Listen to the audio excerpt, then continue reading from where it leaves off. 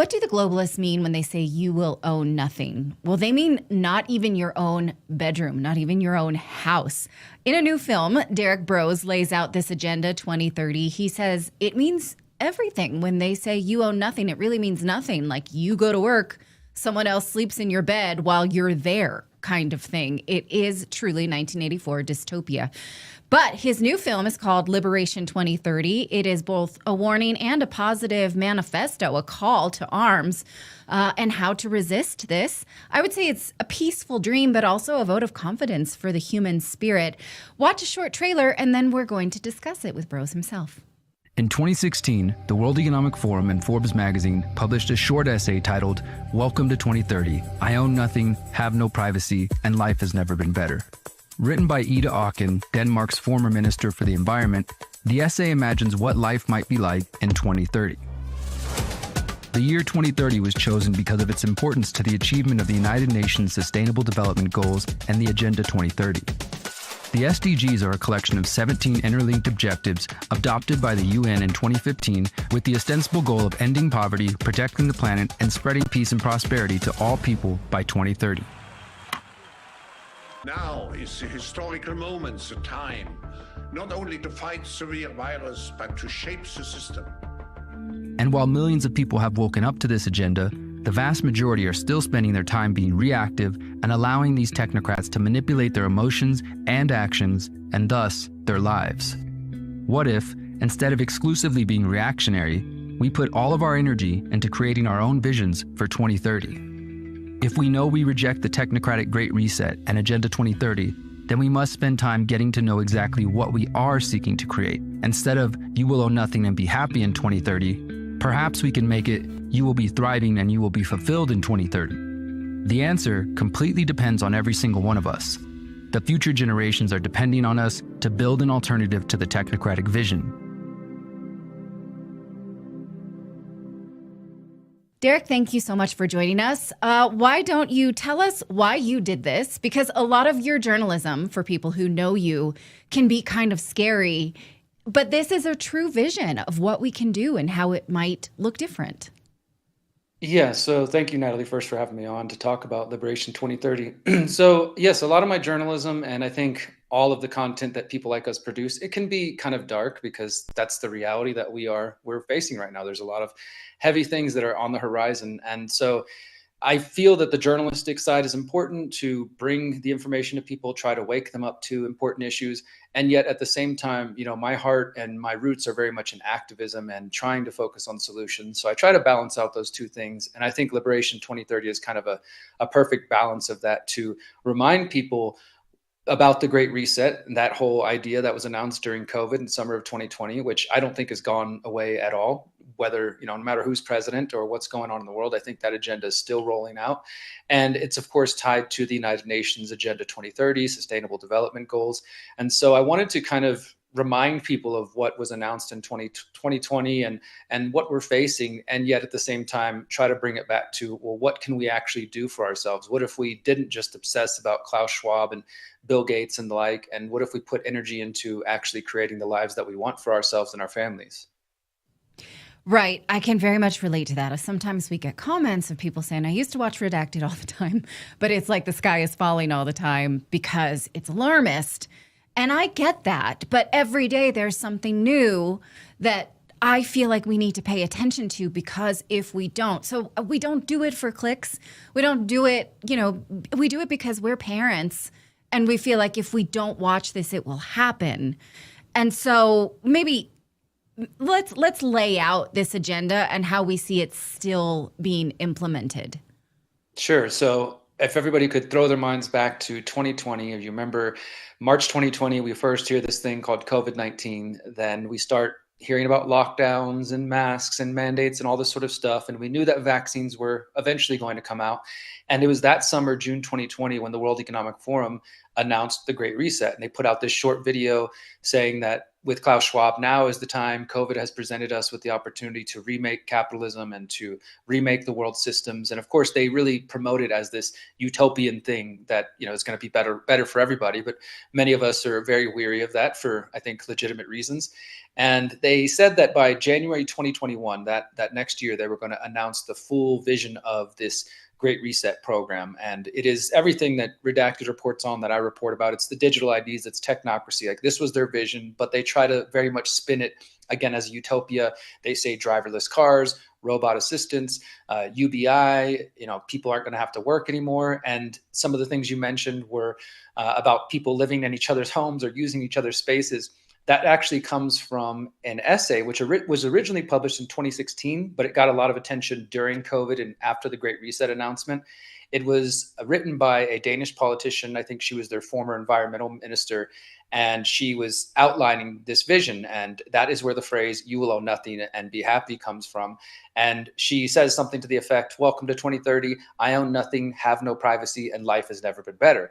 And then tries to sell us on this vision of that world. And that's why I wanted to kind of step back and let's look at what these people actually claim.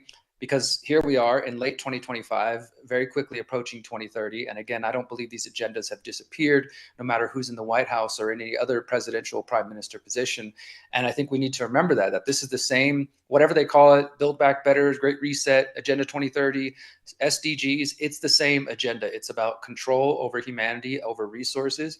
And they want to spin it as positively as possible. They like to use all this buzzwords and language that might trick the average listener who's like, oh yeah, that does kind of sound nice. Drones are delivering everything to me and I don't have to spend any of my own money. And sure, somebody uses my house when I'm not there. And they try to paint it as great as they can, but I think it's not that hard to look past the buzzwords and see what's really going on, which is the loss of individual liberty and privacy.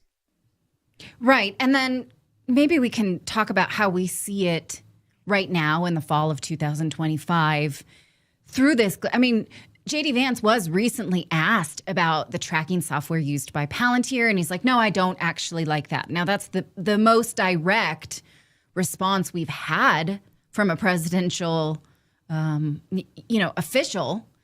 But what does that mean? Like, what are we going to do about it? He's like, yeah, we should resist that. But what? Like, it's still happening. Palantir gets exclusive contracts from the U.S. government.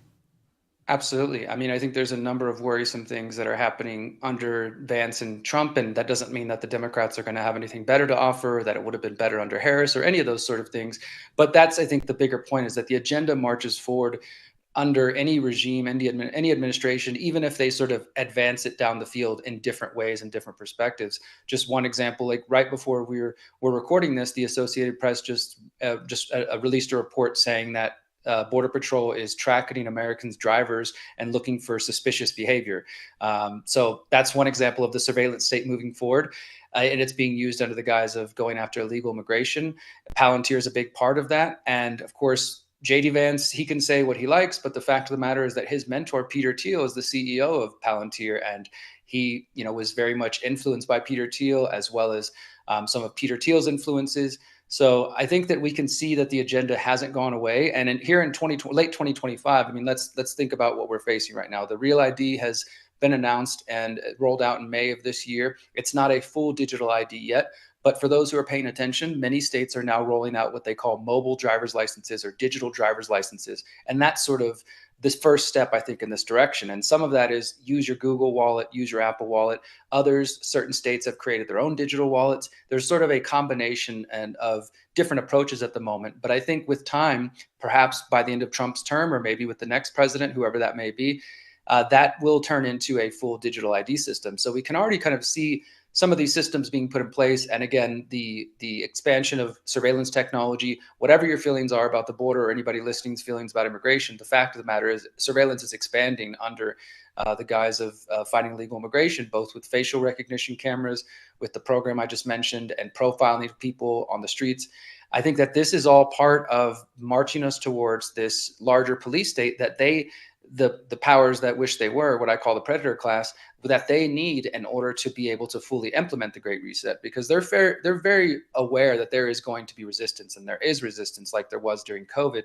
And this is why there's so many different psyops to try to condition the people to accept what they're rolling out, because they know that the masses, or at least those of us who are paying attention, will be resistant. And if they can either subtly coerce us or condition us to accept it or trick us into it by believing it's about one thing when it's really about another, if they can do that, then they can succeed. And those who resist, though, they have ways of dealing with us too. And that's where the police state measures come in.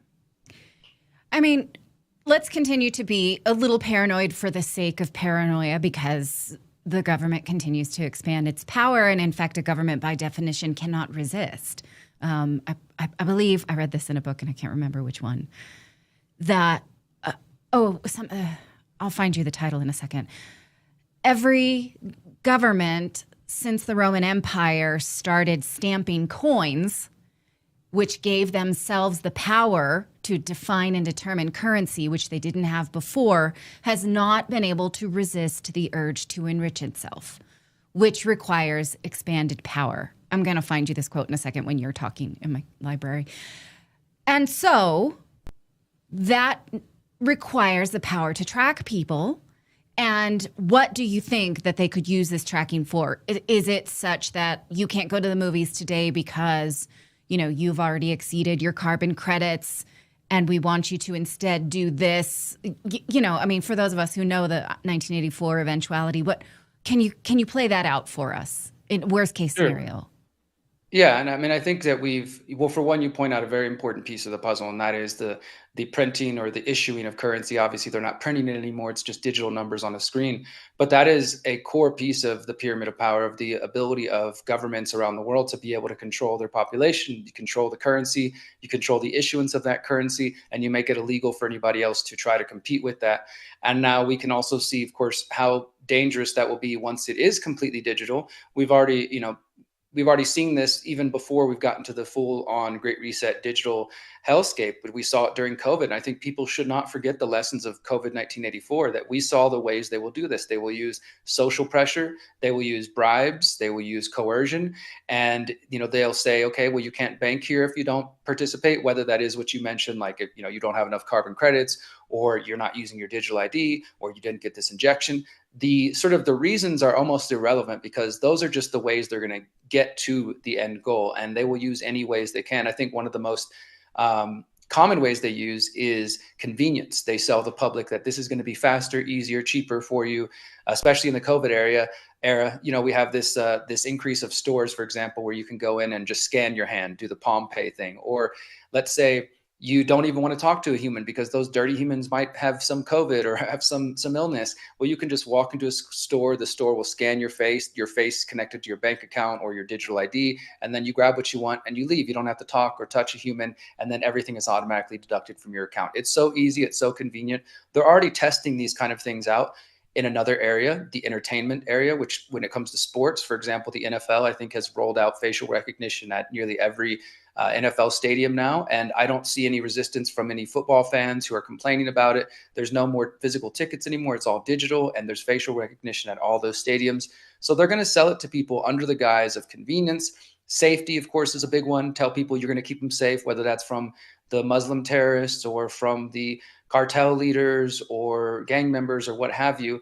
And even when those fears have some seed of truth, they will expand it and, of course, exaggerate it to get people to, okay, fine, I'll accept whatever you say as long as I feel safe. So we should very much be on guard and remember what we saw during COVID, because they will use the same tactics: coercion, convenience. And then whenever they can't get that, they will, of course, start to put more pressure on people. And this is part of what I talk about in Liberation 2030, is if we can see where these agendas are going, why not put more of our time, energy into our own lives and try to be as free from those systems as possible? Right. Something that scares me constantly is that the state could decide, oh, your child is distressed or has a mental illness, and so then, that child now belongs to me. And they can use any kind of data point to do that. I mean, if, you can refuse right now medical treatment, you cannot refuse if the state declares you insane treatment based on that. And so, any kind of data that we give to the state scares me. I always tell my kids, like, no surveys. If you're in a sports club or anything like that, you mark something like, I don't know, have you felt sad this week? it can be as innocuous as that. That's on your file. Those Sure. are the kind of things I'm constantly worried about as a parent. The book I mentioned earlier was Layered Money by Nick Bhatia. Have you read that? I'm not familiar with it, but I'll have to check it out. Okay. Yeah, I quite liked it. But it does warn about central bank digital currencies and Bitcoin and things like that. And it's a great history of money, if not, I believe he is pro digital currencies. I can't remember now. Anyhow, that was an aside. What was I going to ask you next? You know what? Why don't we take a quick break and then you can lay out for us after the break your vision for how we resist this. Did you know how much e-commerce is built off of Shopify? Well, quite a lot, including the Redacted store. So if you go over to redacted.store, is it redactedstore.com? Sorry. You'll see that purple Shop Pay button. That means that the store that you're on is run on Shopify. That means that the people who run that store can rely on Shopify from graphic design, handling payments, shipping, fulfillment, all of it. They can do all the back end. So if you'd like to launch your store to the world, let Shopify take care of the details. It's easy. It's easy to make something beautiful that doesn't look like, I don't know, Web 1.0. You don't have to really have an eye for graphic design or a talent. You just implement and they will help you every step of the way. Plus, they have round-the-clock customer support and care. If you get stuck, again, Shopify has advice. They have their award-winning 24/7 customer support. You'd be surprised how much of the web runs on Shopify. So if they can do it, you can too. Check them out at shopify.com/redacted. Sign up for a 1-month trial period today. They have everything you need to grow your business. Again, shopify.com/redacted. I want to tell you about our friends over at Bright Core Nutrition because, hey, have you tried their new kimchi pill? Well, the reason that they invented it is several reasons, but one is to help you fight microplastics, which are in every part of our lives. Scientists now estimate that we consume a credit card's worth of plastic every week through our food, our water, our tea bags even. One study found microplastics in human lungs. No one is safe from exposure.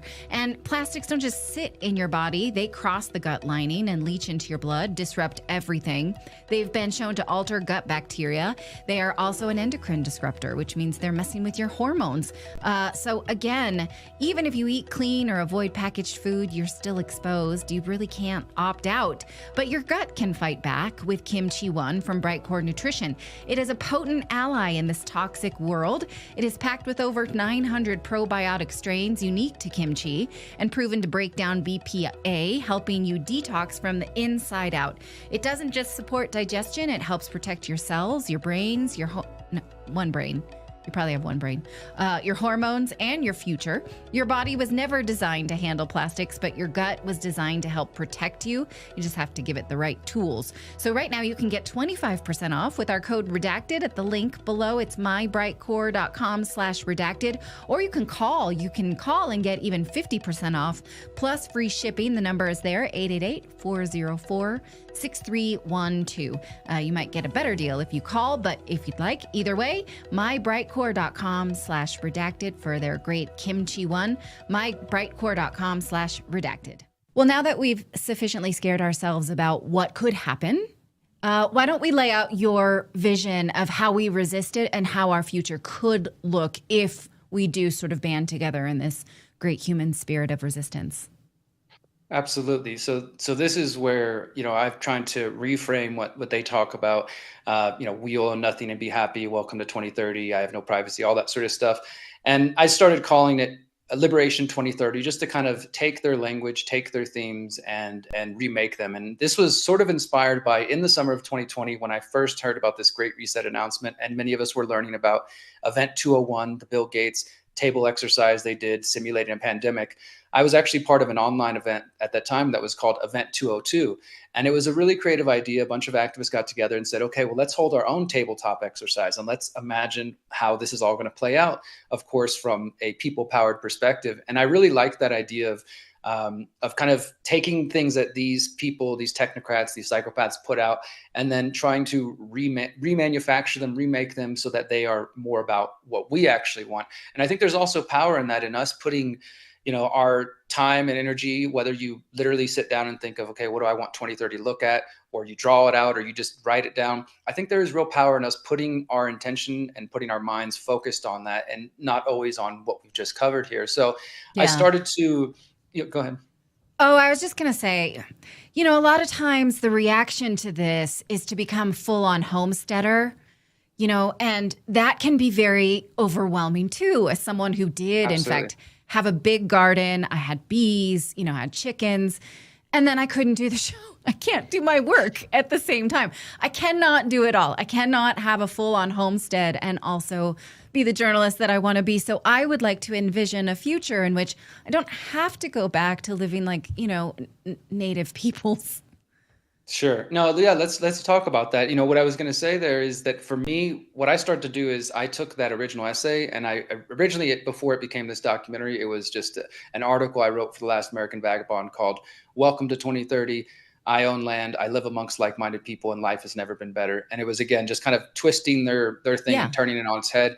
But to your point, as far as trying to go off the grid or homestead, which I think is a potential solution. I don't want to sit here and say that's the only solution or that works for everybody, because I realize we all Yeah. have different life paths. Like I Right. do own land. I do have a small farm. I'm not living on it full time at the moment, but we just harvested about 300 avocados from one tree. And that's a nice feeling to have that abundance. But I will Amazing. say I couldn't, and I did not do it on my own. I mean, I'm not extremely wealthy to go afford to just throw everything into land on my own. I also do have a day job as a journalist like yourself. And so for me, community is really key. And this is one of the things I talk about in Liberation 2030, whether you're talking about living in the suburbs or living in the city, which I don't think will be long-term safe, but if that's your choice, or going to the land and, building a community or building a homestead for your family, to me, it's going to take community. And that might just be you and your family, your extended family, your church, whatever you have. But for me, it involved finding other like-minded people. It's been a 5-year process of finding the right people who are on the same page of our values and principles and who have the same vision. There's a lot of work that goes into that. And it's definitely, as you said, it's a challenging thing to continue writing articles, making documentaries, doing podcasts, and still have time for that. So I don't want to say that that's the only solution. I think by now, everybody who's heard me here on Redacted and my own work knows that I don't think the solutions are going to come through politics. That doesn't mean I don't think we should try to resist on the local level where we can, because at the end of the day, these Agenda 2030 issues, they do roll out. The UN might make some announcements, but it doesn't happen on the federal level. It happens in your own backyard. That's how they start to implement these policies. So if you're going to, try to take the political route, I would recommend focusing on what you can do in the school board, in the town council, in the city council. And I've done that. And I've ran for mayor twice in Houston, where I'm originally from, and got on all the media. And I still find value in that. But ultimately for me, I do think that even if all this stuff disappeared overnight, even if Agenda 2030 turned out, you know what, Natalie, we're just a bunch of conspiracy theorists, everything's fine, I probably would still go this route, because I want to be closer to the earth. I want to be closer to my food supply. I want to live amongst like-minded people who share the same values. I don't see a lot of redeeming value in much of the modern world. And so I'm not necessarily trying to salvage or save or reform what does exist. I also am not a father yet, but I have 6 nieces and nephews, and the concerns you expressed a moment ago, I have very much the same concerns for their future.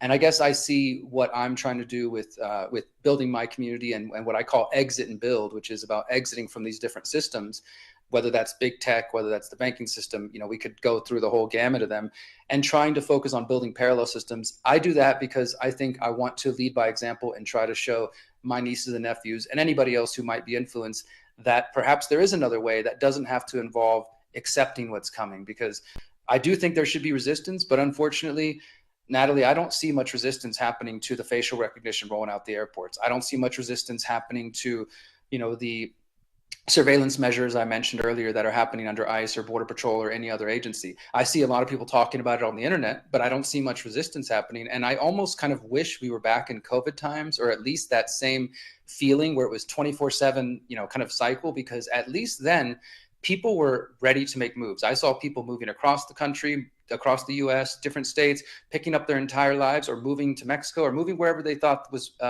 better for their families, quitting their jobs, changing their habits, like really actually taking concrete steps. But unfortunately, it seems like since things have kind of calmed down, even though we're facing the same agendas, I don't see that same momentum. So this is why I tend to focus on, okay, if we can't stop what's coming, then how do we survive, and not just survive and scrape by, but actually thrive outside of what they're trying to build? And that's what I'm trying to do with promoting this Liberation 30 idea and this exit and build idea, to really offer an alternative vision.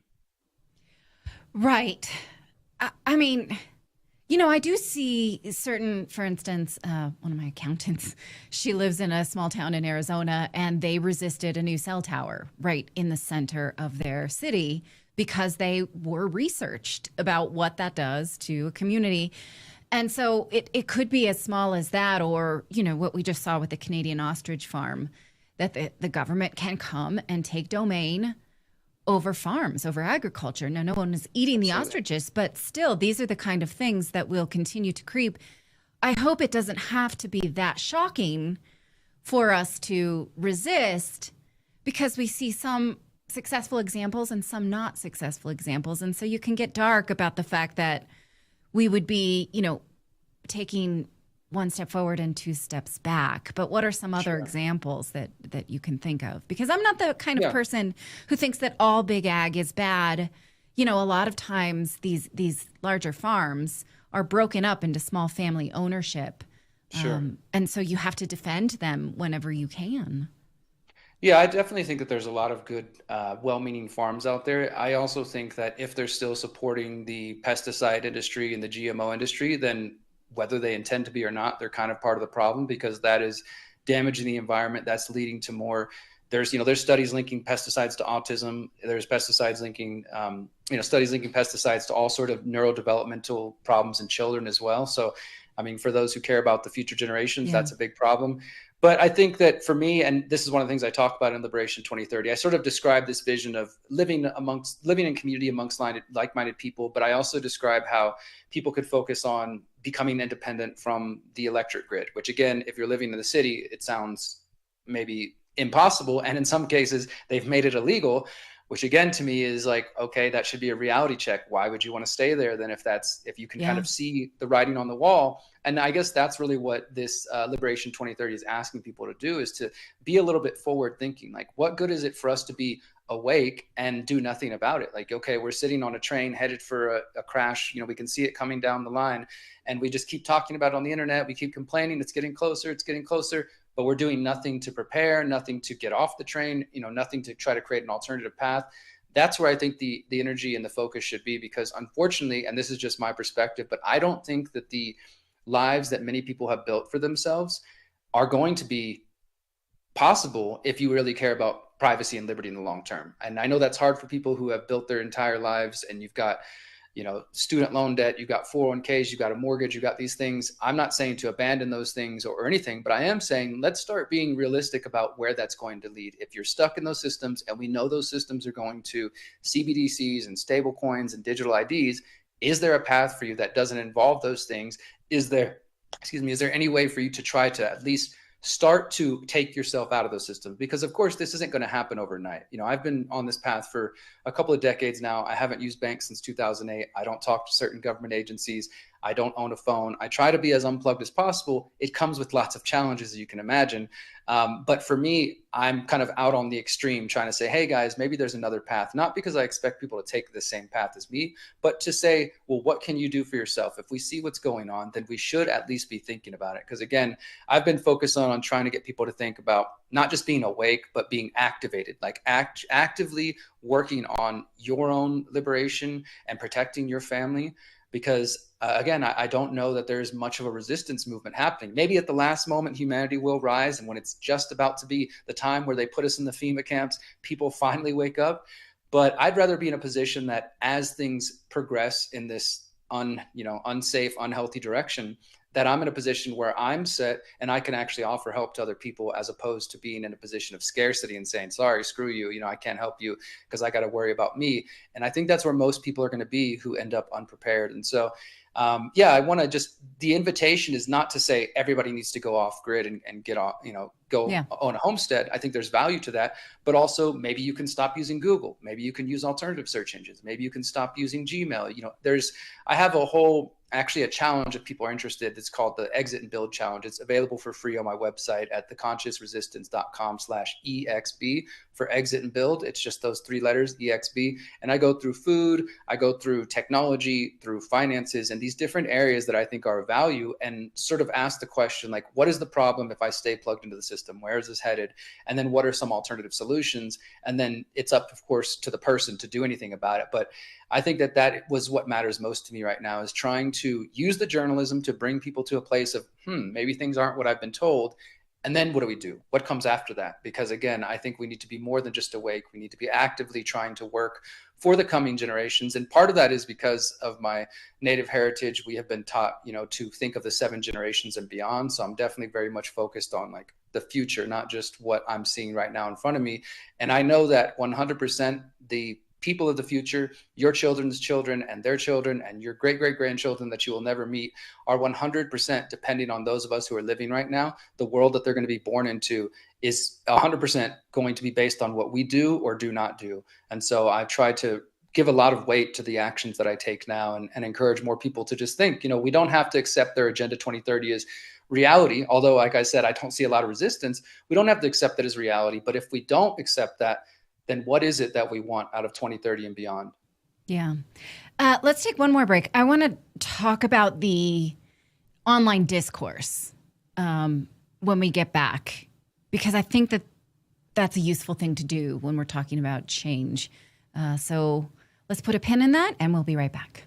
Is your money working for you? Well, investing in real estate has never been easier, and people who own tangible assets like real estate can say that their money is working for them, because savings accounts and CDs, they offer low returns, barely keep up with inflation. The stock market, well, that's volatile, unpredictable. One day you're up, one day you're down. If you're tired of watching your hard-earned money sit idle or ride the market roller coaster, then it's time for a better solution. Now you can invest in real estate short notes with as little as just $500 with annualized returns of up to 9%. Yes, you heard me right. Real estate has long been proven as a way to build wealth, but for most, the barriers of buying real estate are just too high. They don't have the time, they don't have the money to buy a whole property. Well, that's why you can invest in these funds. A short note means that you are collectively funding commercial and residential real estate projects, but you don't own the whole thing, so you don't have to manage, you don't have to clean the toilets or fix the windows or the garbage, none of that. There's no property management, no market swings, just steady, predictable income with annualized return rates of up to 9%. So this is how easy it is to get started. Head on over to redacted.inc/invest. Fund your digital wallet with $500 or more. Select a short note, 6, 12, or 24 months, and sit back and earn monthly income through your returns.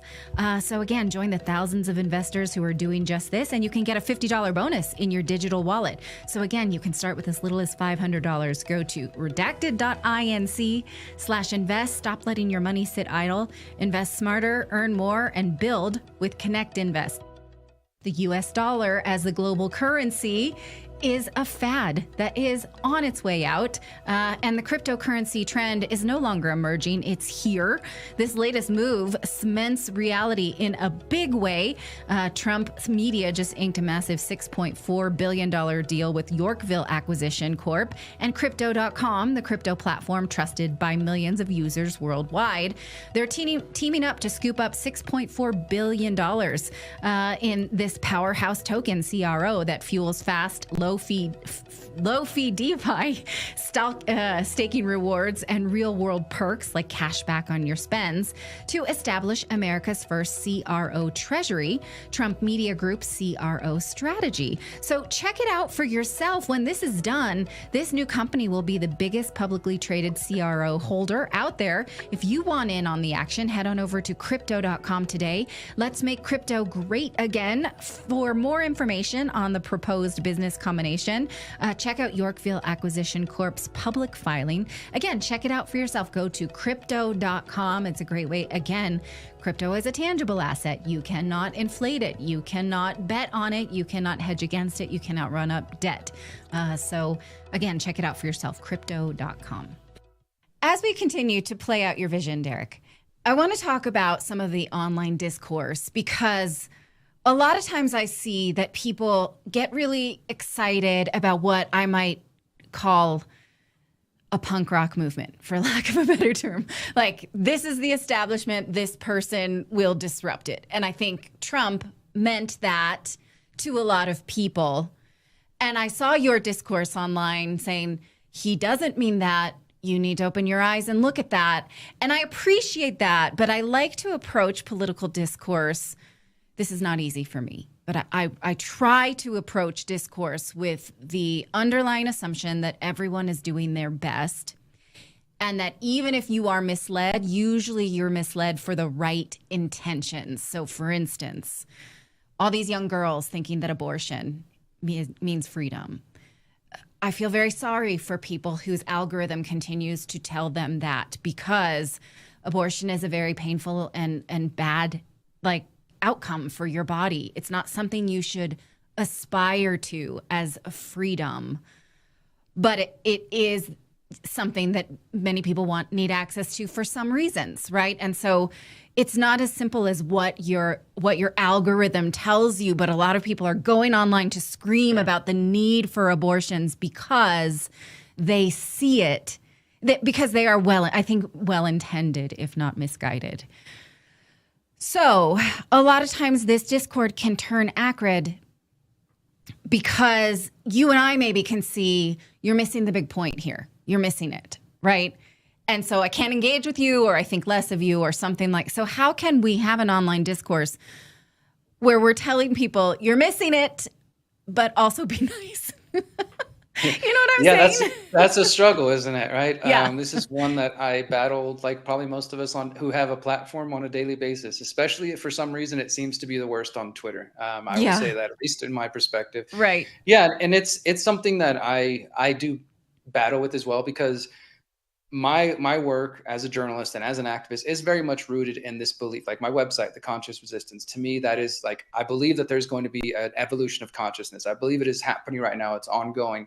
And at the same time, I look around and I'm like, oh my God, we're so far from anything that I would consider to be headed in the right direction. And it's hard not to be overwhelmed by that. It's hard to kind of root yourself in that sort of heart space and stay at like Christ or like Buddha and just talk to people like calmly, like when you sometimes feel enraged, especially about the issue you just mentioned there, which obviously is something that is very, very difficult to kind of see people promoting. And I have those same challenges, whether it's about Trump or any other issue. And I think I sometimes also take it personally, a little more personally, whether I intend to or not, when it's people that I know are real human beings, because we all know there's bots out there, right? And sometimes people will be like, you're arguing with a bot, and maybe it is a bot. And I'm like, okay, let me step away. I need to go touch grass, as they say. But other times I'm like, no, I know this is a person, a real life person. I've met them, I've talked to them. And unfortunately they've fallen, for this, whatever the particular issue is, they've fallen for this psyop.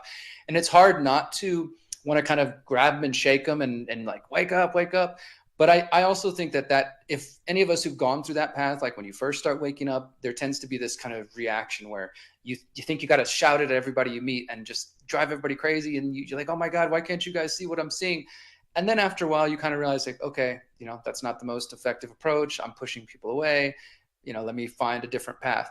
And it's, that is, I think, the correct mode, is like, try to reach people where they're at, try to come with compassion, come with empathy.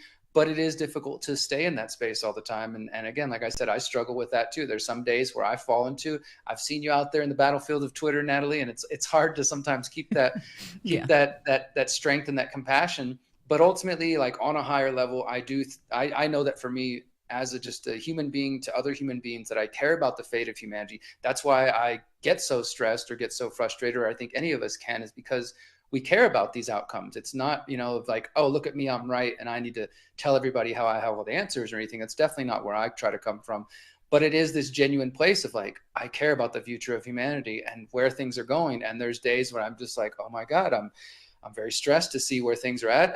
Particularly recently, I think there's a lot of young men. I have several nephews who are 15 and under, and I see some of the things that they're coming across on TikTok and elsewhere, and questions that they ask, and just things that they're into, this sort of internet culture that they're very much, aware of. And I worry about the influences that they're finding. I worry about, all that sort of thing. And so for me, I try to stay in that centered place, try to be a better example, not just for my own family, but for anybody else. And I think it's part of our human struggle, right? To feel like we want to empower and help the planet, but ultimately, I think for me, it comes back to I have to help myself, right? And this is why I was saying Right. earlier, I tend to just try to lead by example, because in my experience of doing this journalism and activism for the last 16 years and being on the internet and trying to motivate, inspire people from marches and rallies and protests and podcasts and interviews and documentaries and books and films and events, the thing that seems to work the best is leading by example. That's how people learn. Like if they can see you, you're not just talking about something and preaching it on the internet, but oh, you're actually living the things you value. Everything that I said before and that I share in Liberation 2030 about exit and build, these are things that I'm doing and trying myself. I don't have them perfected, but these are efforts that I'm making. So I find that is, I try to bring myself back to that place. It's like, okay, I'm feeling frustrated. I'm feeling stressed out. People feel lost from my perspective, or they're buying into this psyop or this psyop. Let me just kind of step away and just focus on what can I do to be productive today that's actually going to help humanity and Yeah. empower them, instead of spending the day arguing with people on Twitter. Sometimes that feels good though. I get it. There is a little Sometimes bit you of want to do that. there's a little bit of a release valve from that, right? There is. But again, I saw a lot of this blind faith in the Trump administration as a disruptor. And I see people who are dug into that, and I see people who are willing to be disappointed that it's not. And so I feel, even though, like you and I, we haven't read the same books, so we're not looking at something from the same perspective. I can't expect you to know what I know or feel what I feel or see a grander picture the way I do. And so I don't know exactly how I feel about the Groyper movement, but I like the willingness to challenge, certain establishment. And I don't know if it's organic or not. I have no idea. I have questions about that too. Yeah. And so I have no idea.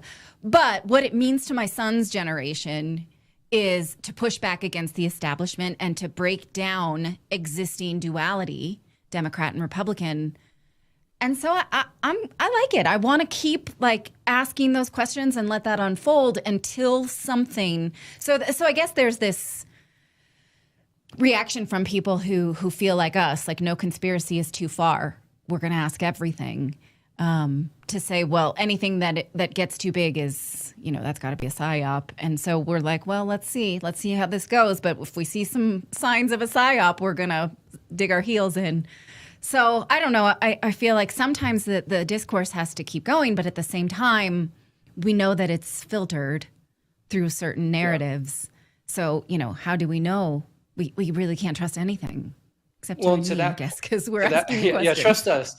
To that point, one of the things that I will say, because whether not to focus on the Groyper thing, but just for a moment, as that is very relevant right now, Nick Fuentes, I think everybody needs to remember that if and when the establishment wants to silence somebody or ignore them, they don't put them on the front page of the New York Times. The algorithm is also a very effective tool for shadow banning people. I mean, I remember back in 2014, independent media, we were warning people. Let me just push back at that for a second, because the New York Times has taken many swipes at my family, and they are not our friends, and they absolutely don't want us to. So. But they didn't give you a profile like Nick Fuentes with a nice, glamour photo on the front page, in a full profile of him. Yes. In fact, and I don't want to draw attention to it, but we have had firsthand experience several times with articles that they've written about my family that were just as equally shitty, but maybe you could see as I don't want to. I hear your point. I hear your point. Well, yeah. To the other point, I was making about the algorithm. They are demons, and I think that they should, like rotten hell, that business model. But I don't. Anyway. But yeah, I don't think that is. Well, I'm not saying that alone being reported in the New York Times, but what I was getting at is also you have the algorithm, and we all know that the algorithm can boost or derank things. I mean, not just on Twitter, but back in 2014, I was writing for several independent media outlets, and we were telling people we're being we didn't even have the word yet, shadow ban. We were just saying they're messing with our numbers. We could see on one week we'd be hitting 100 million, people a day. We were kicking CNN's ass, and then all of a sudden, boom, just a complete drop. And everybody thought that was a conspiracy. Now we all know that these things exist, that the platforms can elevate, they can downrank things. And what I was getting to is that I think that the algorithm, and maybe humanity itself, favors drama, favors clickbait, favors rage bait. So I can put out a podcast or a documentary that's solutions based, like Liberation 2030, and we'll see how much attention it gets compared to here's the latest drama about Jeffrey Epstein. People are drawn to those things, and I think that is a huge problem, is that people seem to just want to focus and debate the conspiracies. Like anytime I meet somebody in real life who knows my work, the first thing that they want to do is ask me about their favorite conspiracy and dissect it and just, have a fun conversation. And I get that. I understand that that's something we don't get to do necessarily in our daily lives, especially if you aren't around community where you can do that. But I think that there's a lot of people, and maybe it's just part of our brain that is just drawn to that. We want to look at the car wreck. We want to focus on the drama, the salacious details. Oh, take care of yourself, build something, empower yourself. Yeah, that sounds like too much work. And the algorithm, I think, is a big part of that. There might be some human nature, but the algorithm absolutely does not favor conversations that are constructive, that are empowering, that are giving people solutions. And the independent media and alternative media, I think in many ways we kind of play into that. And obviously we have things to report on. There's things that are not the happy stories of the day. But I do think that plays a role as well, that in many ways we are kind of centering our focus and bringing the focus towards only the negative and not thinking about, again, the empowering side of what's going on in our world, which there is a lot of empowering things happening. Like what, for instance? Well, I mean, I don't want to promote my own stuff too much, but I think it is a big part of it. I mean, I host an event every January in Mexico called the People's Reset, which is very much the focus of this Liberation 2030 idea. We, like I said, with Event 202, we took that same idea. They want to call it the Great Reset. The event was originally called the Greater Reset, and then we rebranded a couple years ago as the People's Reset. We meet every year at the same time as Davos for 5 days in January. But instead of talking about technocratic top-down solutions, we talk about bottom-up solutions. We have a whole day dedicated to mental, physical, spiritual health. We have a whole day dedicated to permaculture and growing food, homeschooling, unschooling, privacy-based decentralized technology, building communities, just the whole gamut of these sorts of things. We have music, we have workshops. We try to make it an empowering, fun thing. And again, I'm not just saying this because I organize the event, but the kind of comments and the things that I hear from people are, this changed my life. This changed my whole paradigm. I started growing food after this. I'm unschooling my kids now. I'm homeschooling my kids. People are coming to the event. They're getting activated. We call it an activation, not a conference or a festival.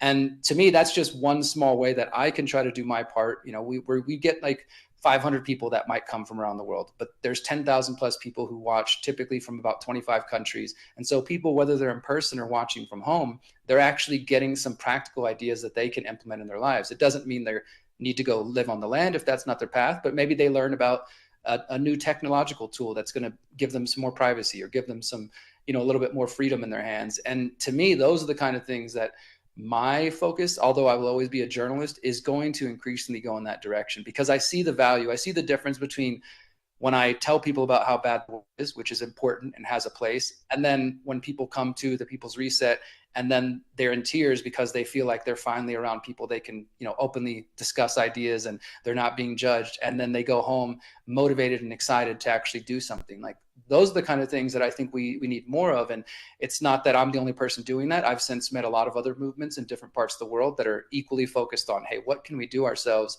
And I hope that there will be more of that coming in from the independent. Obviously as media, we play a role. That's one role. We're not necessarily all intended to be activists. This is actually a criticism I sometimes see that I think is not legit. People will say, okay, well, Whitney Webb or Redacted or Derek, you guys tell us all the problems, but what are we going to do about it? Well, that's not really a journalist's job. That's not the job of a journalist to tell you what to do. But for me as an activist, I do want to try to share that. Yeah, exactly. You don't need to report on something. You don't need to have a solution just to report on something. So I do think people haven't, they don't understand that that's not the role of journalists.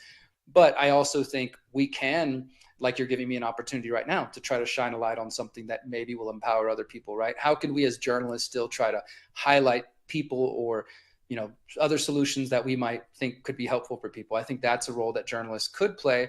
And ultimately, it's up to people to take care of their own lives, right? Because anything you and I say, it can go in one ear and out the other. And if we could give somebody the 100% foolproof solution that'll change your life, but if they don't take it into their hands and take charge of their own life, it doesn't matter, right? So ultimately, people have to step up and say, you know what, I value my life enough, I value my family's lives enough, and I value the coming generations that I'm going to make some effort to try to help myself. Yeah. Well, I appreciate this conversation. I think it's been fun to sort of just talk it through, because we live it on so many different levels. We have to live it at the practical level with, utilities and driver's licenses and all of that. We have to live it at the online discourse. And then we have to live it in some kind of solution space or at least faith, no matter how that shows up. Because that's the world we're living in right now. That's what we got to do. So I always like talking to you. It's absolutely my pleasure. So where can we find Liberation 2030? Yes, thank you so much, Natalie. I've appreciated the conversation as well. Everybody can find Liberation 2030 at theconsciousresistance.com. It'll be on the homepage. You'll see it right there. There's also a tab for my documentaries if you want to see any of my other documentaries I've done, including the final episode of The Pyramid of Power is almost out, and I can't wait to share that with you, Natalie, and everybody at Redacted. And if anybody is interested in the People's Reset, it happens January 28th to February 1st in Morelia, Mexico for 5 days. The website for that is thepeoplesreset.org. Love it. Okay. Always good to see you. We'll see you again soon, Derek. Thank you. I honestly couldn't do this job every day if it wasn't for ExpressVPN. That's not an exaggeration. Every single day that I need to check websites, read reports, access sources from around the world, I need to use ExpressVPN, because the truth is many of those websites are censored. This just happened to me. In fact, I was in the UK, I was in Scotland, and I had to jump on a couple of different websites. I couldn't. They were blocked.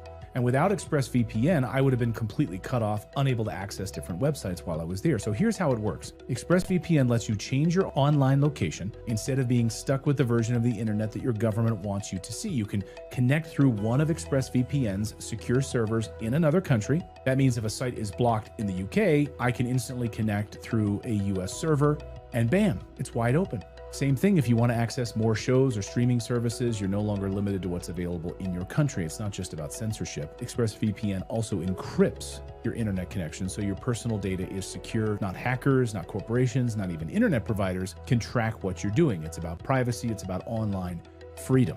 So don't wait until you run into some kind of a wall like I have. Take back control of your internet today. Find out how you can get up to 4 months free by clicking the link in the description box below, or just scanning the QR code that's right on your screen, or go to expressvpn.com/redacted. Again, find out how you can get up to 4 months free by clicking that link in the description or scanning that QR code on the screen. Visit expressvpn.com/redacted.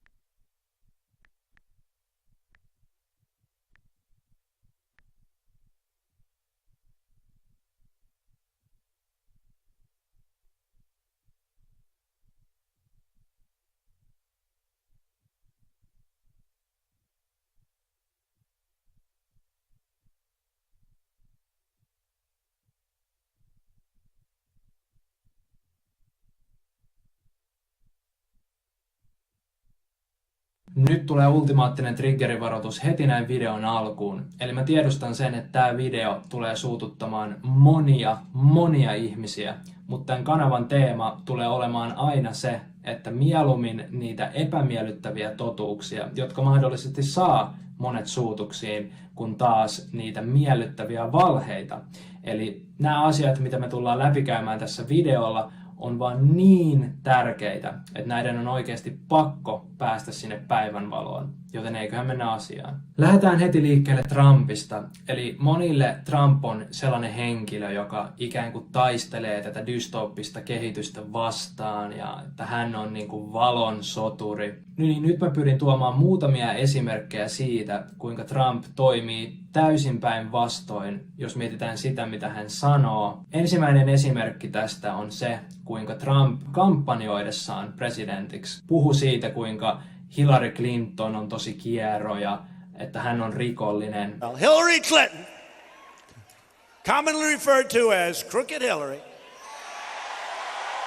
Ja siihen on ihan perustavanlaatuinen syy, jos mietitään niitä WikiLeaksin vuotamia Hillary Clintonin sähköposteja, missä oli aika karseita kamaa, mutta Trump käytti tätä ikään kuin hyödykseen omassa vaalikampanjassaan ja puhui jopa, että Hillary Clinton tulisi pidättää ja laittaa telkien taakse. It's just awfully good that someone with the temperament of Donald Trump is not in charge of the law in our country. Yeah, because you'd be in jail. Secretary Clinton. Mutta sitten kuitenkin, kun Trump pääsi valtaan ja huomataan taas näissä sisäpiireissä, niin Hillary Clinton ja Trump onkin todella hyvää pataa. There is something that I wanted to say, because I was very honored, very honored, when I heard that President Bill Clinton and Secretary Hillary Clinton was coming today, and I think it's appropriate to say, and I'd like you to stand up. I'd like you to stand up.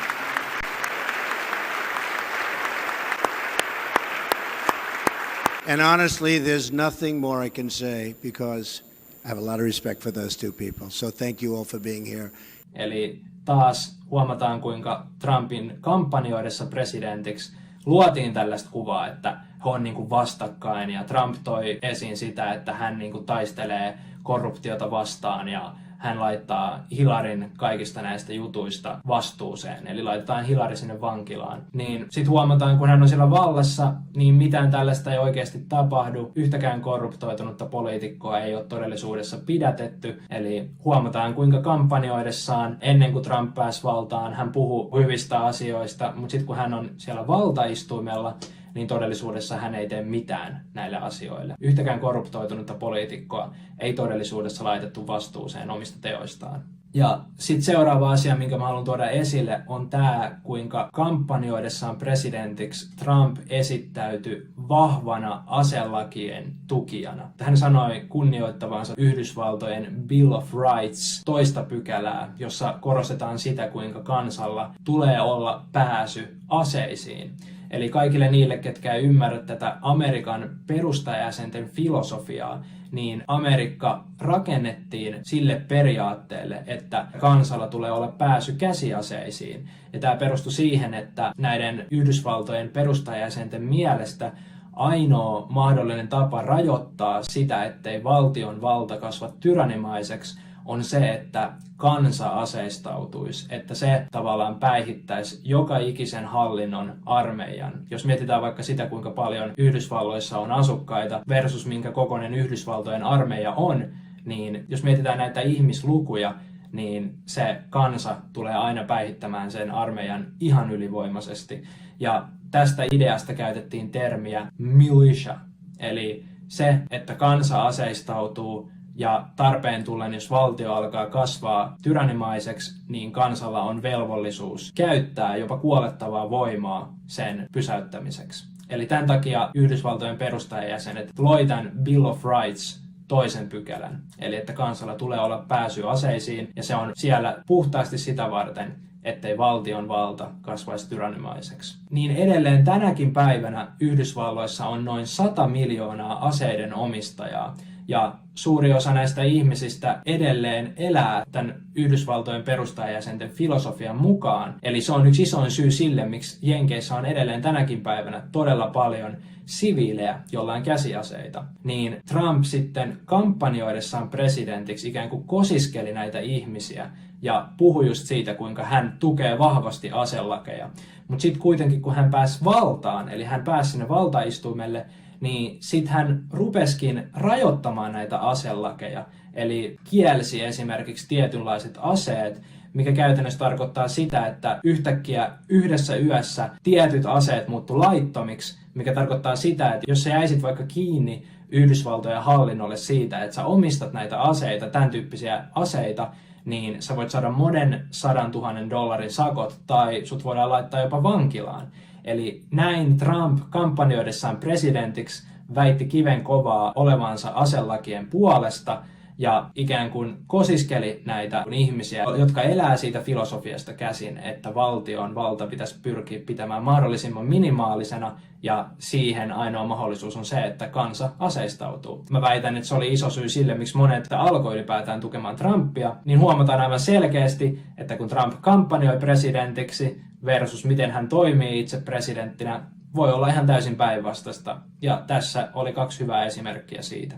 Ja sitten jos mietitään sitä, kuinka Trump puski hyvin vahvasti näitä piikkejä, ja varmasti tämän kanavan katsojat on todella tietoisia niistä haitoista, joita näistä aiheutui, niin Trump puski näitä tämän Operation Warp Speedin kautta.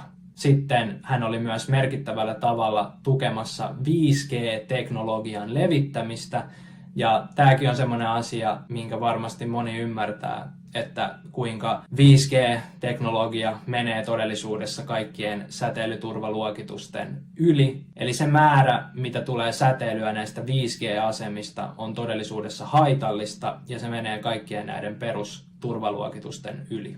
Niin tässä on monta esimerkkiä siitä, kuinka Trump ei todellisuudessa ole hyvien puolella, kuinka tämä kyseinen persoona on hyvin kaksinaamainen, eli ei ole todellakaan sitä, mitä väittää olevansa. Ja sitten seuraavaksi mä haluan tuoda esille tämän QAnon-ilmiön, joka kasvoi merkittävällä tavalla 20-luvun vaihteessa. Eli Trump oli itse todellisuudessa myös osana tässä QAnon-ilmiössä. Hän esimerkiksi jakoi Truth Social-profiilissaan QAnon-aiheisia postauksia, mikä tarkoittaa sitä, että hän on itse todellisuudessa osa tätä kyseistä operaatiota. Monet ihmiset ajattelevat, että Trumpilla ei ole todellisuudessa mitään tekemistä tämän kyseisen operaation kanssa ja että tämä on vaan joku ulkopuolinen juttu, vaikka todellisuudessa Trump itse jakoi QAnon-aiheisia postauksia omassa somessaan. Eli hän vahvasti toi ilmi, että hän on tietoinen tästä asiasta ja mahdollisesti jopa osa sitä. Ja nyt mä taas tuun suututtamaan monia ihmisiä tuomalla esille, kuinka QAnon on todellisuudessa tämmöinen eräänlainen psykologinen operaatio, jossa luotiin illuusio pelastajasta. Eli tosi moni ihminen alkoi havahtumaan 20-luvun vaiheessa siihen, kuinka korruptoitunut valtio on, ja tosi moni rupesi tiedostamaan, että täällä maailmassa vallitsee todellisuudessa tämmöinen elitistinen taho, eli pieni ryhmä ihmisiä. Niihin aikoihin alettiin puskemaan tätä QAnon-ilmiötä. Eli tässä Q-ilmiössä puhutaan siitä, kuinka Yhdysvaltojen hallintoon on ikään kuin soluttautunut tämmöisiä valkohattuja, jotka on todellisuudessa hyviksiä ja ne on meidän tavallisten ihmisten puolella ja että ne on täysin tietoisia siitä, kuinka valtiolliset tahot on täysin korruptoituneita ja että he tulevat ikään kuin korjaamaan sen koko systeemin sisältäpäin ja laittamalla nämä korruptoituneet tahot ja poliitikot telkien taakse, eli vankilaan, ja putsaamalla sen koko järjestelmän. Niin tosi moni tietoinen ihminen meni tähän huijaukseen, ja sitten sitä kautta he alkoi ajattelemaan, että heidän ei henkilökohtaisesti tarvitse tehdä mitään tämän kaoottisen tilanteen pysäyttämiseksi, vaan että siellä on ne valkohatut ja Trump, niin he hoitaa ja he korjaa tämän homman meidän puolesta. Eli luodaan tämä ajatus ihmisille ja sitä kohdistetaan niihin, jotka on tietoisia siitä, missä maailmantilanteessa me ollaan ja mihin kehityksen suuntaan me ollaan menossa, niin näihin ihmisiin kohdistetaan tätä illuusiota pelastajasta, joka loppujen lopuksi passivoi nämä ihmiset, ja sen kautta ne ei ikinä loppujen lopuksi ryhdy todelliseen toimiin sen dystooppisen kehityksen pysäyttämiseksi. Eli tämä oli se iso huijaus, ja kyseessä oli todellisuudessa näiden tahojen itse toteuttama psykologinen operaatio. Ja sitten seuraavaksi mä haluan tuoda esille tämän, kuinka kautta historian tällaista ihan samanlaista pelastaja-illuusiota on puskettu eri hallintojen toimesta siinä toivossa, että saataisiin eliminoitua se potentiaalinen vastarinta. Eli että on ihmisiä, jotka tiedostaa sen tahon todelliset motiivit, tiedostaa sen, kuinka korruptoitunut se taho on, niin sitten sen jälkeen, kun suuri osa ihmisiä alkaa herätä siihen todellisuuteen, niin nämä tahot rupeaa puskemaan tätä illuusiota, että pelastaja on tulossa. Että todellisuudessa sinne hallintoon olisi soluttautunut niitä hyviksiä, ja he tuhoaa sen niin kuin korruption sieltä sisältä päin ja tuo sen hienon positiivisen maailman sen jälkeen. Eli mä tuon nyt hyvän esimerkin historiasta ja siitä, kuinka tätä samaa on tehty aina kautta historian eri hallintojen toimesta, eliminoidakseen sen potentiaalisen vastarinnan tai passivoidakseen sen potentiaalisen vastarinnan. Eli jos mennään vaikka tsaarin ajan Venäjälle niihin aikoihin, kun toteutettiin tämä bolshevikkien vallankumous. Eli tsaarin Venäjällä bolshevikkien vallankumouksen aikoina bolshevikkien vallankumouksellisen ryhmän sisältä alettiin lähettämään viestiä eteenpäin niille henkilöille, jotka oli uskollisia tsaarille. Ja tässä viestissä sanottiin, että heidän hallinnon sisäpiirin jäsenet aikoi pysäyttää tämän bolshevikkien vallankumouksen ja sen, ettei kommunismi nousisi valtaan Venäjällä. Eli että heidän hallinnon sisäpiirin jäsenet pelastaisi heidät ja päihittäisi sen vihollisen, eli tässä tapauksessa bolshevikit ja kommunismin. Eli luomalla illuusion pelastajasta nämä bolshevikit onnistu kukistamaan heille potentiaalisen vastarinnan ja tämän avulla he pääsivät sinne valtaan. Eli luomalla illuusion pelastajasta he onnistu passivoimaan sen vihollisen ja tämän operaation nimi oli Operation Trust. Ja huvittavaa tässä on se, että yksi tämän QAnonin iskulauseista on Trust the plan. Eli huomataan, kuinka kyse on täysin identtisestä operaatiosta ja kuinka hallinnot on aikaisemminkin historiassa toteuttanut ihan samanlaisia operaatioita ja niiden tarkoitus ei ole mitään muuta kuin kukistaa se todellinen vastarinta, eli passivoida se vihollinen, jolloin näille tahoille sen vallankaappauksen tekeminen on paljon helpompaa. Ja nyt seuraavaksi mä tuun tuomaan esille sitä, kuinka maailmassa on monia ryhmiä, ketkä on täysin tietoisia siitä, missä maailmantilanteessa me ollaan ja mihin kehityksen suuntaan meitä ollaan todellisuudessa viemässä, niin joka ikiseen näistä ryhmistä kohdistetaan tätä pelastaja-illuusiota. Eli mä tuun nyt käymään muutaman ryhmän läpi ja selittämään yksityiskohtaisesti, mistä tässä kaikessa on kyse. Eli otetaan seuraavaksi käsittelyyn kristityt. Eli kristityille uskovaisille Raamattu on Jumalan pyhää sanaa. Ja Raamatussa puhutaan siitä, kuinka tulee se antikristuksen aika. Eli muodostuu tämmöinen ikään kuin tyrannimainen antikristuksen valtakunta. Ja koska kristityille Raamattu on Jumalan pyhää sanaa, niin he alkaa ajattelemaan, että tämä on osa Jumalan suunnitelmaa, että näin on tarkoituskin tapahtua. Eli ei ota ollenkaan edes huomioon sitä vapaan tahdon konseptia, eli ei edes oteta huomioon ollenkaan sitä, että me ihmiset oltaisiin todellisuudessa kykeneväisiä aikaansaamaan muutosta tässä maailmassa, vaan sen sijaan ajatellaan, että kaikki nämä asiat tapahtuu Jumalan tahdon mukaan.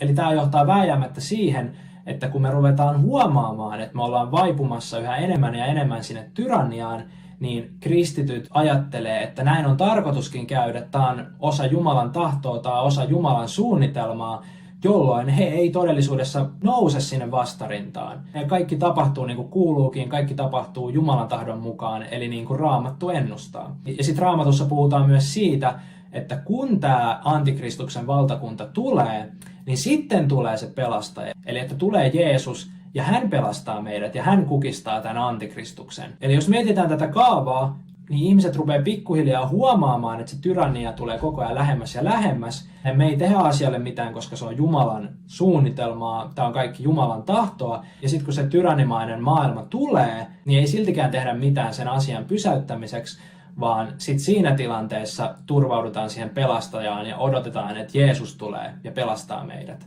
Eli mun mielestä tämä on aika vaarallista ajattelua, koska jos ihminen ajattelee näin, niin se ei tule todellisuudessa tekemään mitään sen tyrannian pysäyttämiseksi eikä lopettamiseksi. Se vääjäämättä johtaa siihen, että kun saapuu tyrannia, niin kukaan ei tee asialle mitään ja annetaan vaan asioiden olla, annetaan sen pahuuden toimia täysin vapaasti ja annetaan sen ottaa valta. Tämän takia mä itse koen, että se on oikeastaan aika vaarallista, jos ihmiset ajattelee näin.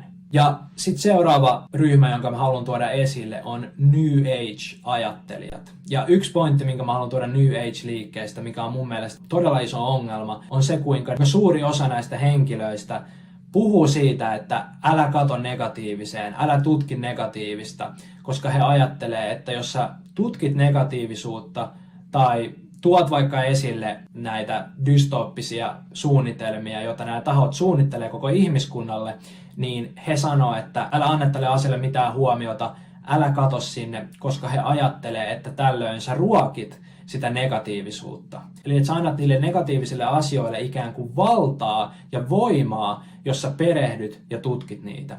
Vaikka todellisuudessa tämä on hyvin kaukana totuudesta. Eli loppujen lopuksi, jos et sä pysty katsomaan niihin negatiivisiin asioihin, niin silloin sä todellisuudessa ruokit sitä tietämättömyyttä. Ja tietämättömyys, jos jokin, on se, josta pahuus tulee aina hyötymään. Eli jos mietitään tätä nykymaailman tilannetta, niin me ollaan hyvin pitkälti ajauduttu tähän negatiiviseen tilanteeseen sen takia, koska ihmiset on tietämättömiä. Eli tietämättömyydestä, jos jostain, seuraa aina vääjäämättä sitä itse pahuutta. Niin mun mielestä tämä on äärimmäisen ongelmallinen asia New Age-liikkeessä. Ja sitten tämä seuraava juttu, minkä mä haluaisin tuoda esille, eli kuinka tätä pelastaja-illuusiota kohdistetaan myös New Age-piireihin. Eli New Age-piireissä puhutaan paljon siitä, kuinka tähtiystävät, valongalaktinen federaatio tai pleiadialaiset tulee ja pelastaa meidät. Eli että tulee jotkut maan ulkopuoliset entiteetit, jotka on paljon enemmän kehittyneempiä kuin me, niin he tulee ja pelastaa meidät. Eli he puuttuu tähän niin kuin ihmiskunnan tilanteeseen ja pysäyttää sen niin kutsutun varjoeliitin. Eli New Age-piireissä on paljon tietoisia ihmisiä, jotka tiedostaa sen, että mikä on tämä maailmantilanne ja mihin suuntaan me ollaan menossa, niin huomataan taas, kuinka tähänkin ihmisryhmään kohdistetaan sitä illuusiota pelastajasta. Eli just tätä, että älkää tehkö mitään, että valongalaktinen federaatio tulee ja pysäyttää tämän tilanteen. Eli tässä on toinen esimerkki siitä, kuinka tätä pelastaja-illuusioa kohdistetaan ja targetoidaan niihin ihmisryhmiin, jotka tiedostaa, missä tilanteessa me ollaan. Eli tässä videossa on nyt tuotu 4 esimerkkiä ilmi. Eli monet ihmiset ajattelee, että Trump taistelee korruptiota vastaan ja hän on niin kuin hyvien puolella. Ja sitten on tämä QAnon Gu-ilmiö, jossa puhutaan just siitä, kuinka Trump ja valkohatut on niin kuin liittäytynyt yhteen ja he tuhoo tämän niin kuin eliitin sisältäpäin. Ja sitten on uskovaiset, jotka ajattelee, että se on Jumalan tahto, että tulee antikristuksen valtakunta. Ja suunnitelmaan kuuluu se, että sitten kun se paha valtakunta on täällä, niin tulee Jeesus ja pelastaa meidät. Ja sitten New Age-ajattelijoilla on se, että sitten tulee maan ulkopuoliset tahot ja pelastaa meidät. Eli hekin tiedostaa sen, mikä maailmantilanne on. Eli huomataan, kuinka on paljon eri ihmisryhmiä, jotka tiedostaa sen, missä tilanteessa me ollaan, ymmärtää tämän pahuuden, mutta joka ikiseen näistä ihmisryhmistä kohdistetaan tätä pelastaja-illuusiota, eli näin passivoidaan kaikki nämä ihmisryhmät, jotka tiedostaa tämän kaiken, mitä täällä tapahtuu. Ja sitten huomataan tämä, kuinka tämä on toistuva ilmiö kautta historian, ja kuinka eri hallinnot on aina käyttänyt tätä vastarinnan eliminoimiseen ja passivoimiseen, jolloin he saa toteutettua sen vallankaappauksen paljon helpommin. Eli tämä on ihan globaali ilmiö tällä hetkellä. Kaikkiin näihin ihmisryhmiin kohdistetaan tätä ohjelmointia ja se passivoittaa ihmiset, koska ihmiset sitten alkaa ajattelemaan, että no hei, eihän meidän sitten tarvitse tehdä mitään tämän tilanteen pysäyttämiseksi, että joku muu hoitaa homman, että näillä tahoilla on meidän paras mielessä ja me voidaan vaan ottaa rennosti ja mukavasti ja kyllä nämä muut tahot tämän pysäyttää. Tämä on mun mielestä aika uskomaton tilanne, miten hyvin nämä tahot on onnistunut siinä, että joka ikinen ihmisryhmä ollaan saatu passivoitua, ollaan saatu heidät uskomaan siihen, että mitään ei tarvitse tehdä, pelastaja tulee ja sitä kautta heillä ei ole lähestulkoon minkäänlaista vastarintaa. Ja nämä heidän dystoppiset agendat etenee, koska ei ole sitä vastarintaa. Eli voisi sanoa, että nämä on aika äärimmäisen ovelia tyyppejä. Eli tämä on semmoinen asia, mistä hyvin harva puhuu. Ja tämä on monille se epämiellyttävä totuus, että tosi moni, mä tiedostan sen, tulee suuttumaan tästä videosta ja näistä asioista, mitä mä tuon esille. Mutta mun mielestä se on välttämätöntä ja on korkea aika, että näistä asioista ruvetaan puhumaan ihan julkisesti.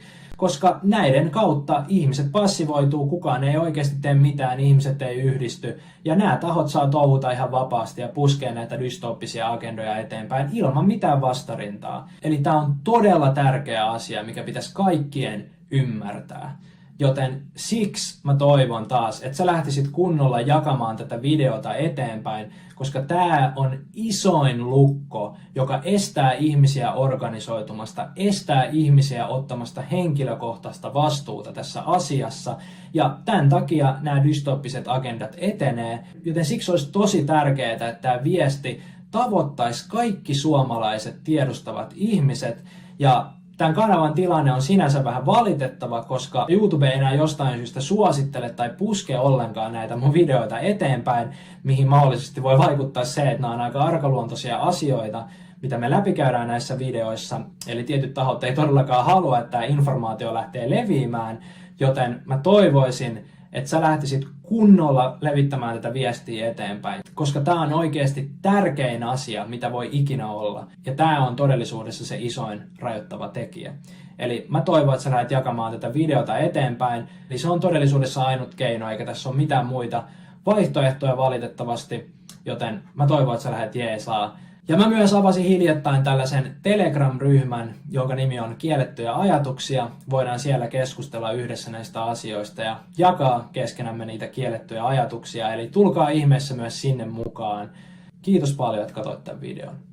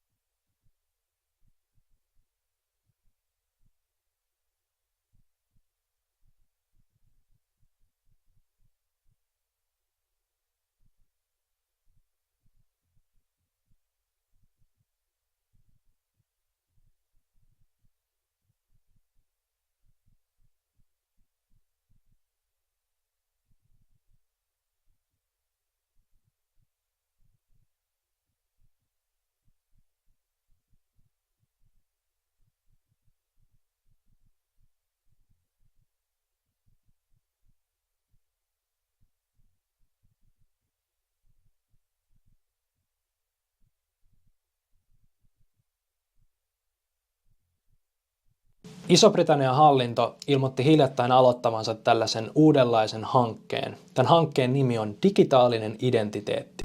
Mistä tässä kaikessa on kyse? Eli vuodesta 2026 eteenpäin Iso-Britannia aikoo käyttää tällaista digitaalista tunnistautumisjärjestelmää. Tässä järjestelmässä tulee olemaan kaikki perustavanlaatuiset tiedot kansalaisista, esimerkiksi pankkitiedot, terveystiedot, ja ilmoitettiin myös, että jos sä valitset jättäytyä tämän järjestelmän ulkopuolelle, eli sä et tule ottamaan tätä digitaalista identiteettiä, niin sulta viedään oikeus pois tehdä töitä. Eli sä et enää pääse olemaan osa työelämää, jos sä kieltäydyt tästä digitaalisesta identiteetistä.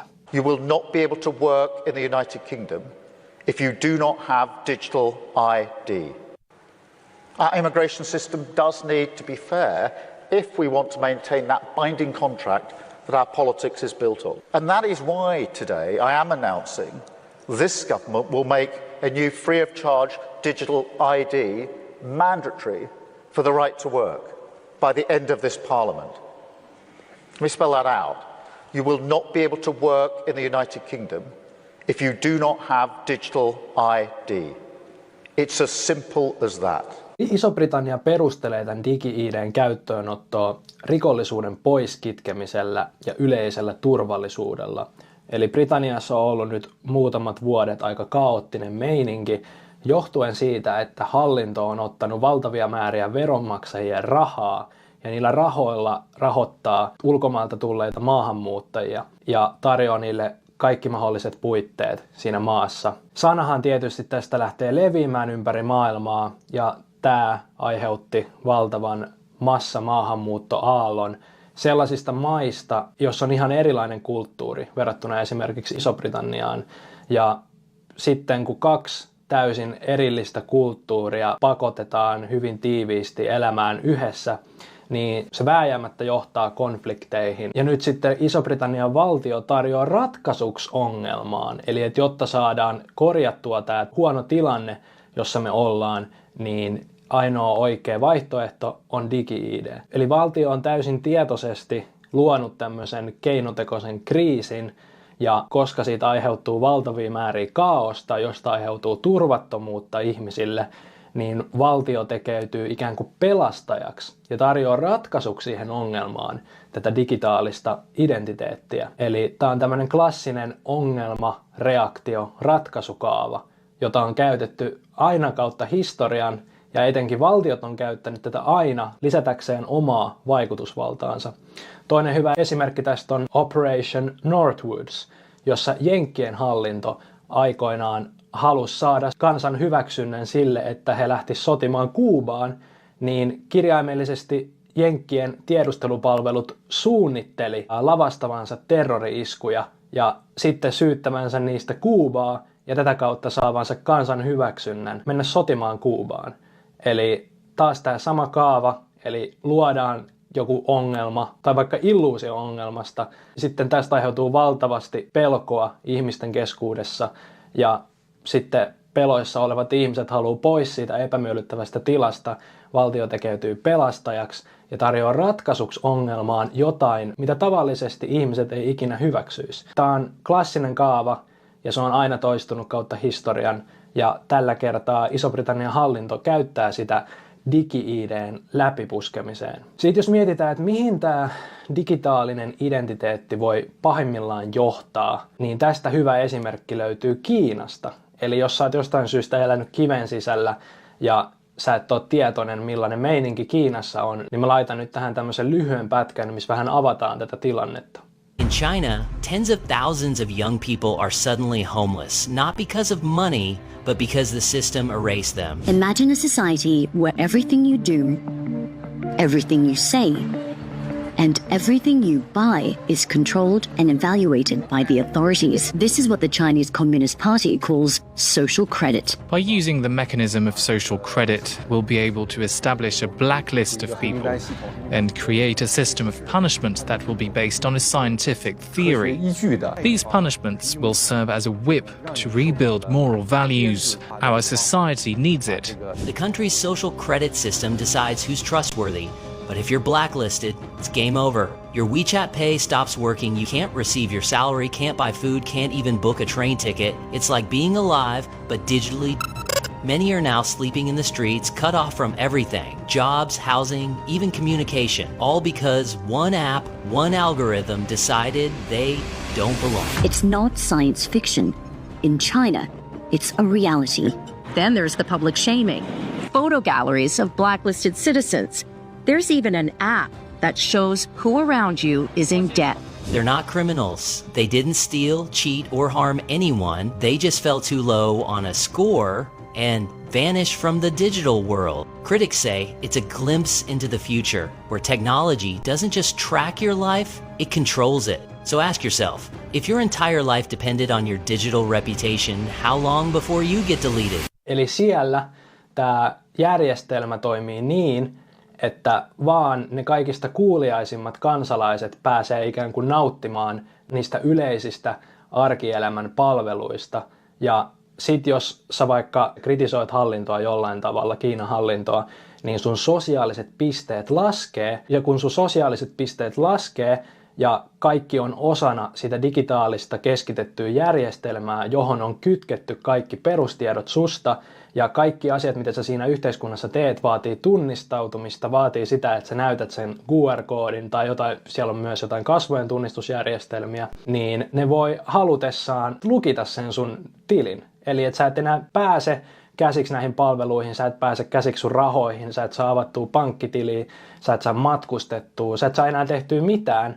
Eli siinä maassa kaikista kuuliaisimmat kansalaiset pääsee nauttimaan perusarkielämän palveluista, ja sitten taas ne, ketkä esittää vähäkään kritiikkiä, ei ole ollut niitä kaikista kuuliaisimpia, niin sitten taas ne suljetaan täysin sen yhteiskunnan ulkopuolelle. Ja niille jopa järjestetään tämmöisiä julkisia häpäisyjä, jossa niiden naamoja näytetään kadulla.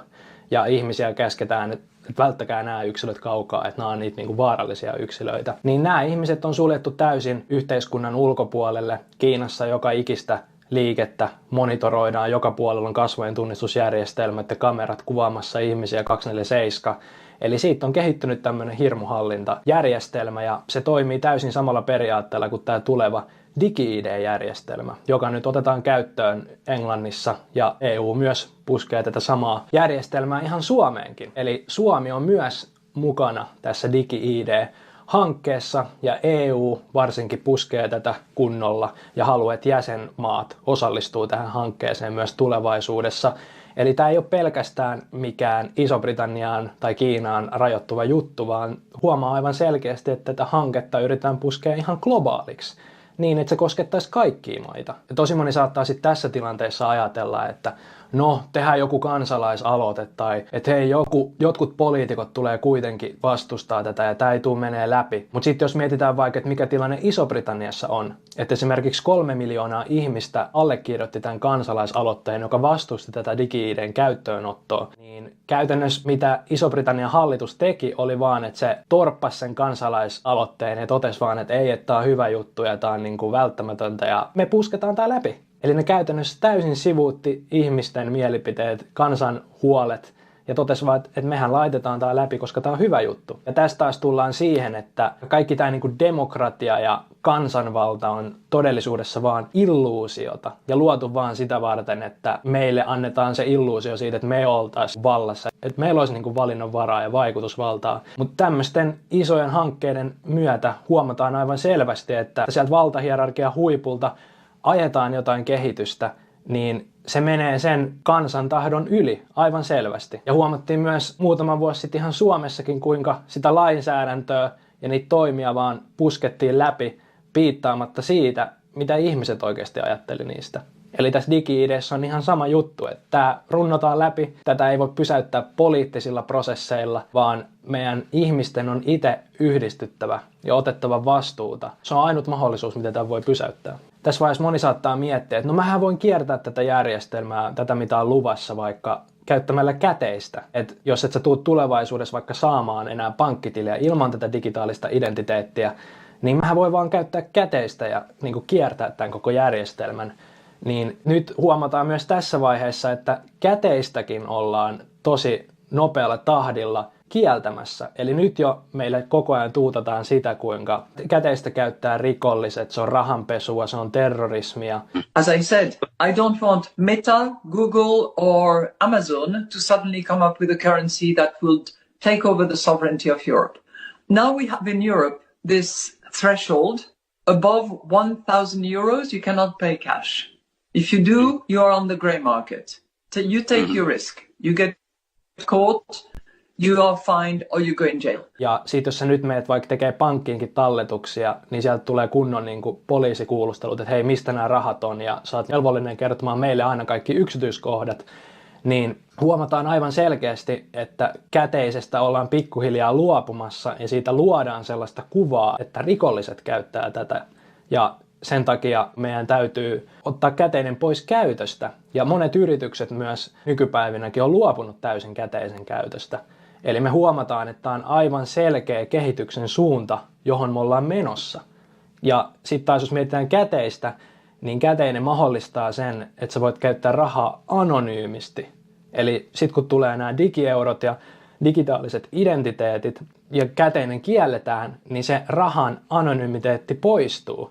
Eli tulevaisuudessa näiden valvontajärjestelmien myötä pystytään jatkuvasti seuraamaan ja monitoroimaan, että mihin ihmiset käyttää niiden rahoja.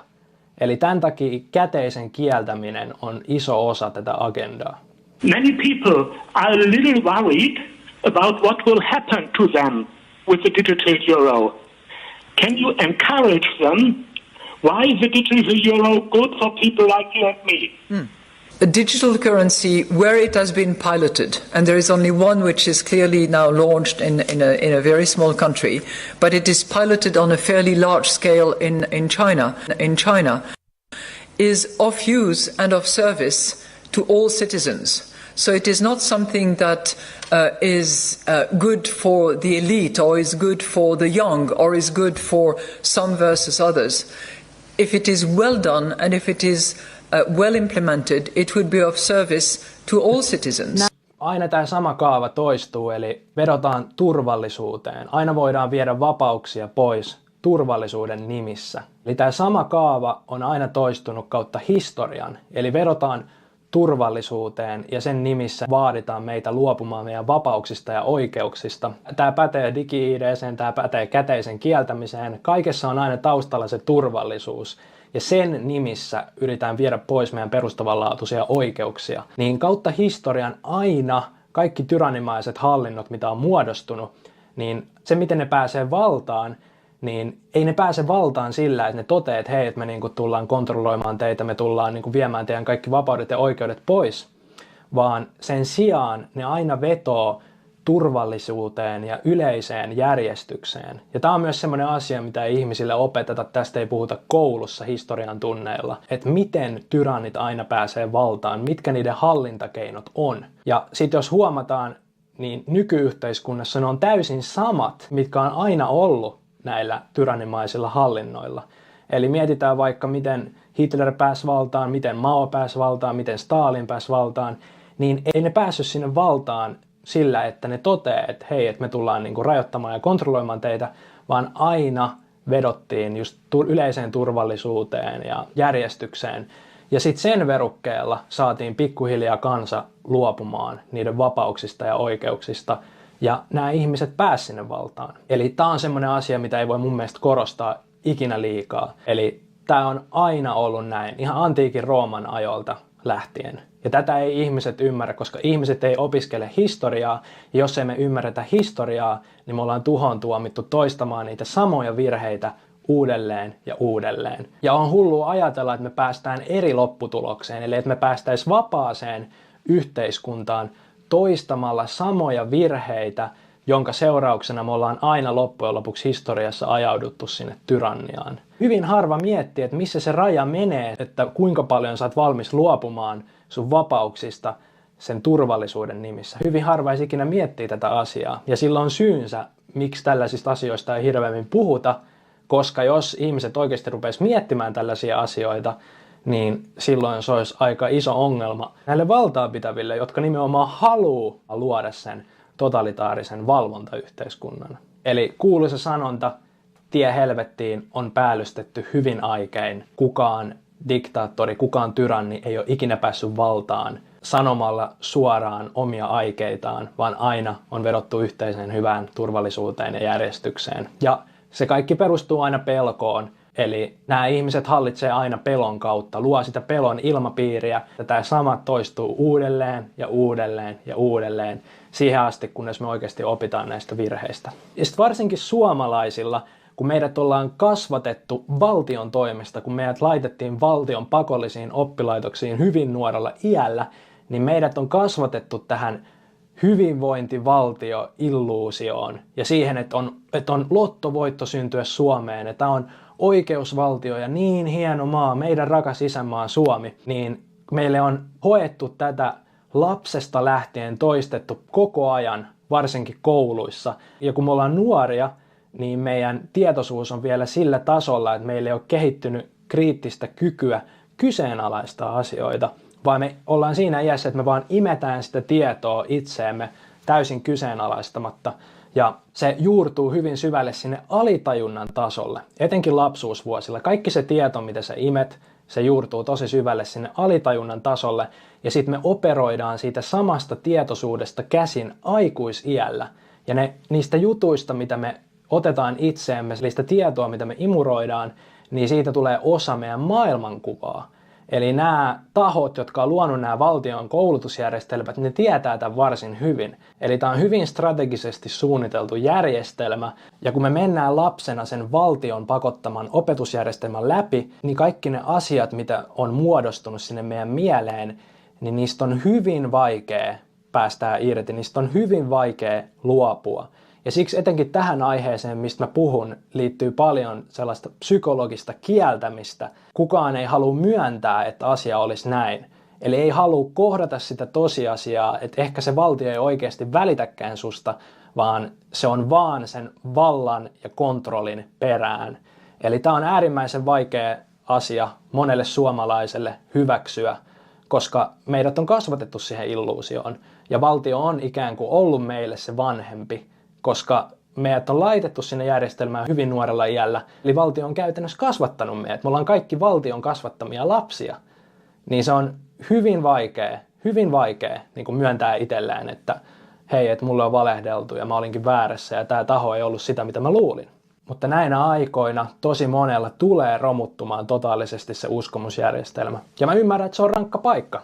Se, että myöntää itselle, että mä oon elänyt koko elämäni valheessa ja mä oon uskonut asioita, mitkä ei ole totta. Ja sitten on myös niitä ihmisiä, että vaikka tämä hirmuhallintajärjestelmä tulisi, niin ne nielee sen argumentin, että on turvallisuuden nimissä ja ei sen kautta kysy ollenkaan kysymyksiä ja ottaa sen ilomielin vastaan. Eli mä tiedostan täysin, että on näitäkin yksilöitä, mutta mä uskon silti siihen, että suurin osa pikkuhiljaa havahtuu tähän todellisuuteen, että mitä on oikeasti meneillään. Mä uskon itse myös hyvin vahvasti siihen, että kun 2020-luvun vaihteessa levistää tappava tauti, että se oli eräänlaista valmistelua sille, mitä on luvassa tulevaisuudessa. Koska mietitään niitä kaikkia toimenpiteitä, mitä meihin kohdistettiin sen varjolla, niin käytännössä kuuliaiset kansalaiset pääs tekemään niitä perusarkisia asioita, pääs ravintoloihin, pääs matkustelemaan, pääs tekemään duunia. Sitten taas ne, ketkä ei alistunut niihin toimenpiteisiin, eli ei vaikka suostunut siihen passisekoiluun, että sun pitää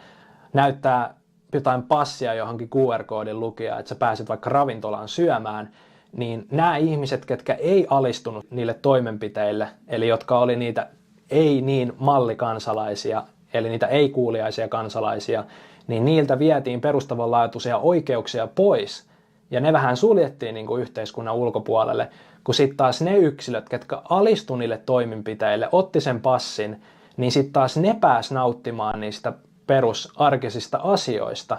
Eli mä itse koen, että oli vähän niin kuin sellainen psykologinen koe, jolla ehkä mahdollisesti valmistettiin meitä tulevaan, eli siihen, mitä on luvassa. Eli että kuuliaiset kansalaiset pääsee nauttimaan perusoikeuksista, ja sitten taas ne, ketkä ei alistu niille toimenpiteille, niin ne vähän niin kuin suljetaan yhteiskunnan ulkopuolelle.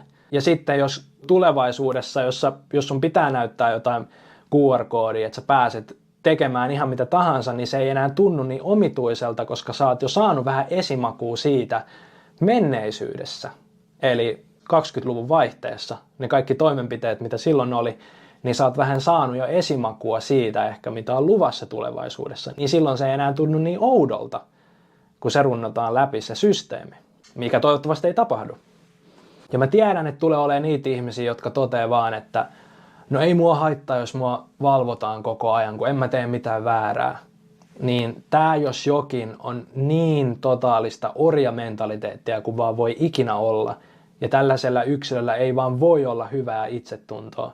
Koska jos sä oikeasti arvostat itseesi, niin sä arvostaisit sen verran paljon sun omaa yksityisyyttä, että sä sanoisit ei tällaisille hankkeille.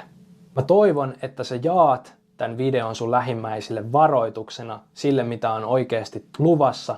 Jos ei me ihmisinä yhdistytä ja pistetä stoppia tälle hulluudelle, se on ainut tapa. Eli vaan se, että me ihmiset organisoidutaan, me ihmiset sanotaan ei. Me ei alistuta kaikille mahdolliselle, mitä valtio meihin kohdistaa. Tottelemattomuus ja se, että me sanotaan ei, on ainut tie pysäyttää tämä hanke. Eli jaa tämä video sun lähimmäisille varoituksena. Kiitos, että katoit.